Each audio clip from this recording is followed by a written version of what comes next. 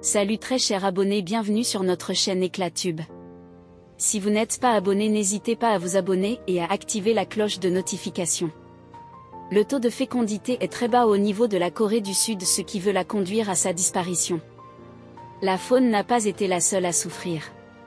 Avant la construction de la digue, la région était connue pour avoir les meilleures palourdes du pays. L'industrie de la pêche y faisait vivre environ 20 000 personnes. La quasi-totalité de ce mode de vie a disparu.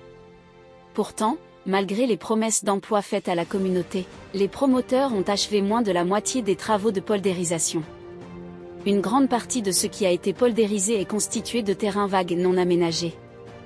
Les promoteurs de Semangéom prévoient à présent de construire un aéroport sur le dernier estran restant, Sura, dont le début des travaux est prévu pour 2024. Des militants ont intenté une action en justice pour empêcher ce projet. Ils ont insisté sur le fait que le site constitue toujours un habitat pour des espèces menacées telles que la petite spatule, Platalea minor, et le courlis de Sibérie. C'est difficile de se rappeler à quel point le site a changé. Parfois, on oublie sa beauté passée, parce que nos yeux s'adaptent à ce à quoi il ressemble maintenant, a déclaré Dong Pilo, militant et responsable de la Semangéom Citizen Ecological Investigation Team. Après 30 ans de construction, Semangéom est devenu synonyme d'effondrement écologique. Étonnamment, il a également déclenché un mouvement environnemental en Corée du Sud après que les gens ont constaté les conséquences de la perte des estrans. 2 ans après l'achèvement de la digue de Semangéom, en 2008, le gouvernement sud-coréen a interdit les nouveaux projets de poldérisation à grande échelle. Les projets déjà en cours, comme celui de Semangéom, sont eux toujours autorisés.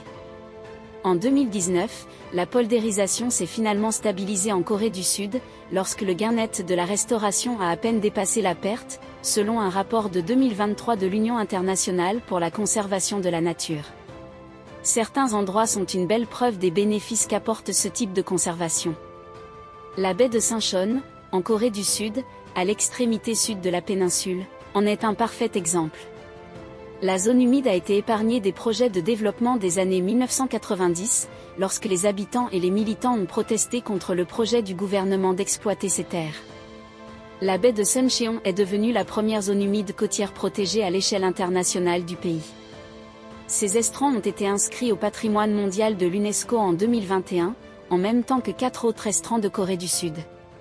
Chaque année, plus de 6 millions de touristes visitent la zone humide et le jardin national de Suncheon pour observer la faune et la flore, comme les grues moines, Grus monacha, et les Boleophthalmus bodarti. Grâce à des fonds municipaux et